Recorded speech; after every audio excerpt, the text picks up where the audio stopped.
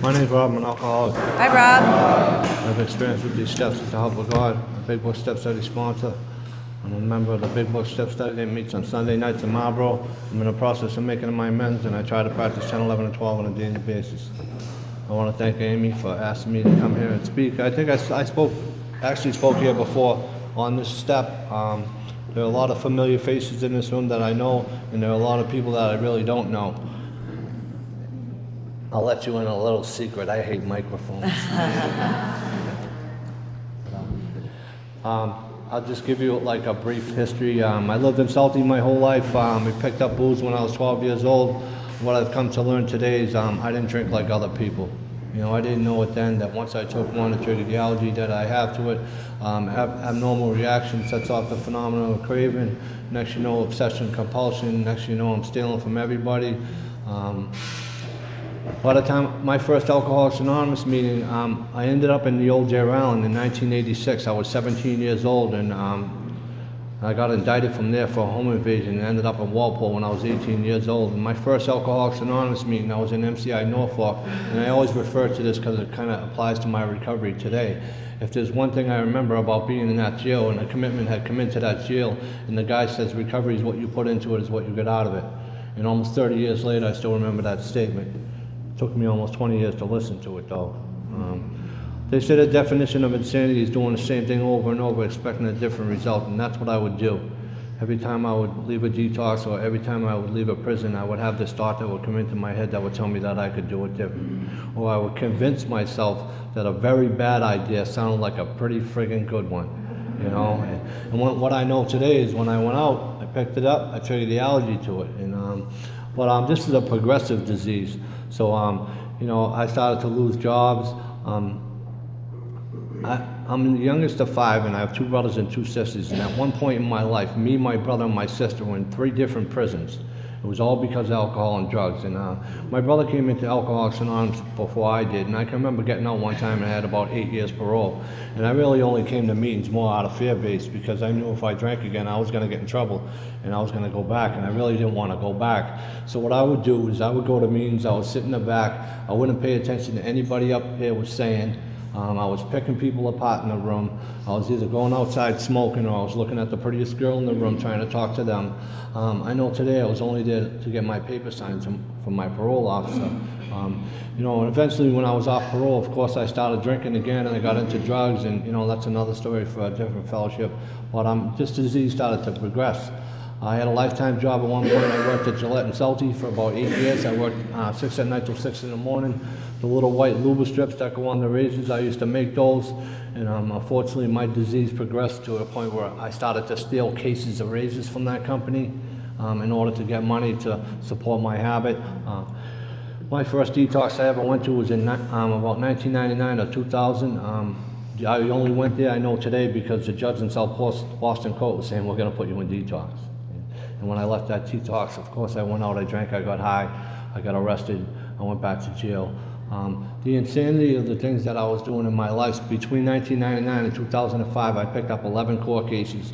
I went back to prison 4 times, and every time I got out of jail, like I said, something would come in my head. I'd be fine while I was in jail, I wouldn't drink, I wouldn't get high in jail, but the moment my feet would hit the sidewalk, I would have this thought that would come into my head, and my thought is, you know, if I just drink Budweisers, I don't drink White Russians, I won't get in fights with people and I won't get arrested, you know? And the other thought I had, I won't tell you about it because it's a drug thought. But the thing is, I would believe my own bullshit. I would honestly believe my own bullshit. I would twist it, I would turn it, I would justify it any ways and means possible till it sound pretty friggin' good to me. You know, once I picked up the first one, it was all over. But at the end of my drinking and getting high, if anybody knows anything about Taunton, I became homeless and I was sleeping next to Morton Hospital in Taunton. I went into AdCare Hospital. One of many times I had been in that hospital, and they basically said to me, there's 2 places we can send you. We can send you to Fitchburg shelter, we can send you to Marlboro shelter. I said, you can't send me to Fitchburg, there's too much heroin in Fitchburg. I said, but you can send me to Marlboro because I don't know anybody in Marlboro. So I went to a meeting. My first meeting that I ever went to in Marlboro was a 6:45 meeting in the morning. It was an open discussion meeting. The guy that was chairing that meeting looked over at me. He says, "Do you want to speak?" I'm like, "You gotta be kidding me, pal." And I spoke in a meeting of Alcoholics Anonymous for the first time in my life. I'll give you a general idea what I looked like when I got sober. I weighed 170 pounds. I weigh about 240 pounds right now. So you can imagine what I looked like when I got sober from the booze and the drugs. But I started to go to a lot of meetings, and I was struggling with that obsession for a while to drink and get high. And some guy come up to me and says, you know what, why don't you get on your knees and ask God for help? You know, the only time I've ever gotten on my knees or was willing to ever believe in any kind of higher power is when I was in a jam. If I got arrested, please let me get a bail, please let me get out. And I remember being in a shelter at the time. I was in a 10-man room. Of course I got fear of people's opinions, so I don't want people to see me get on my knees. You know, because to me it's almost like I'm showing a sign of weakness. So I would wait for everybody to go to bed, or I would wait for everybody to get out of the room. And I would just get on my knees, because I would hear people in meetings say that they did it and then sooner or later they woke up, and you know what I mean? So I would just get on my knees very briefly and say, please remove the thought, the obsession, desire for a drink or drug to be lifted from me. I don't know when it would happen. It was probably about 60, 90 days sober. I remember it specifically because I woke up one day and I wasn't thinking about drinking and getting high. I'm 47 years old. I've been thinking about drinking and getting high since I was 12 years old. So for the first time in my life, that obsession and compulsion that had ruled my life and made me do things I never thought I would ever do was lifted from me. And what I've come to learn at that point is that I had a spiritual experience at that point. And one form of a spiritual experience and a spiritual awakening is a personality change sufficient to bring about recovery from alcoholism. It also means my reaction to life has changed. And from that day until this day, it was probably 60, 90 days sober. And October 2nd, I'll be sober 10 years. That obsession has never came back. That's not to say I haven't thought about a drink or drug. There's a difference between obsessing about it and thinking about it. You know, obsession is I need a friggin' drink so bad that I'm going to do what I need to do to get what I need to get. I used to hear a lot of people, us guys, you know, we never really want to ask another guy to help us or be our sponsor, because it's like asking someone to marry you or be your Valentine or whatever. So I had to get a sponsor because people were suggesting me to get a sponsor, and I heard a guy a long time ago in South, he says the only suggestions that you pay for are the ones that you don't take. And I can remember in about 20 years of coming in and out of Alcoholics Anonymous, a lot of people gave me a lot of good suggestions, and I never took any of them. And I'm willing to bet I pay for all of them. So I go up to the biggest guy in the room. He's like 6'5", 300 pounds. I asked him to be my sponsor. He tells me no. I'm saying to myself in my head, he's so big, I'm going to have to hit him with a baseball bat. The next day, he said he'd sponsor me. He's no longer my sponsor today, but he showed me some things about getting out of Alcoholics Anonymous, and you know, I started to do things differently. It's really just that simple. Anytime I ever really went to AA or NA, it was because I was on probation, I was on parole. I was always there for somebody else, and that's why it never worked for me. So for my first 4.5 years, I went to a lot of meetings, I went to a lot of commitments. I got active in Alcoholics Anonymous. I got involved in some AWOLs. I did a little bit of work on myself, but I left out the worst items in stock, like the book talks about. And in about 4.5 years, clean and sober, I started to become restless, irritable, and discontented, and I was full of fear, and I really didn't know why, because I was the type of person that, I would never even show fear to anybody, because that's like a sign of weakness, especially if you've been in a joint before. We don't want to show people that. And one of the other reasons why I got involved in Big Boy Step Study is because I really wanted to put myself in a position where I could really help somebody recover. Because before I got involved in this work, I could only tell you to come to this meeting, join this group, join this, go on this commitment and stuff like that. And that's great, but it doesn't help the untreated alcoholism. I heard a guy in a meeting say one time, God may have brought me to Alcoholics Anonymous, but it's my decision to stay here. And I can really understand that, because it's what I do that keeps me sober. Like I said, I was about 4.5 years sober, and I went to my first Big Boy Step Study meeting. It was a meeting in Bolton. People at the end raised their hand to sponsor people. One of the guys that raised their hand happened to be the same person that belongs to the open speaker meeting that I belong to. And I just went right up to him and I said, will you help me? You know, and I know today that I was ready to do this work.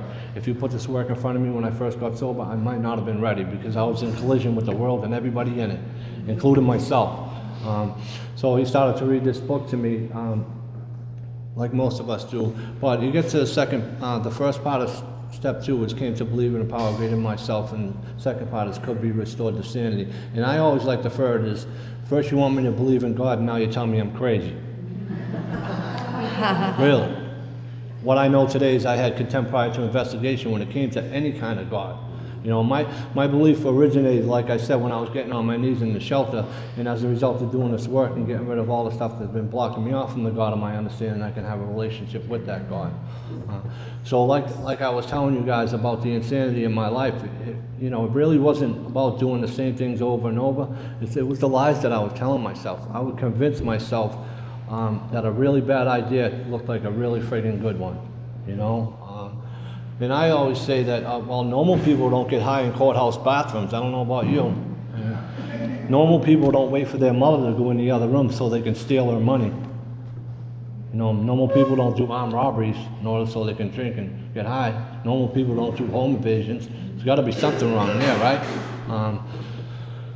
That's why in this reading, page 23 says, the main problem of the alcoholic centers in the mind, it's not in the body. And I can understand that today, because if you take away the mental obsession and physical compulsion to use, what are you left with? You're left with your thought process.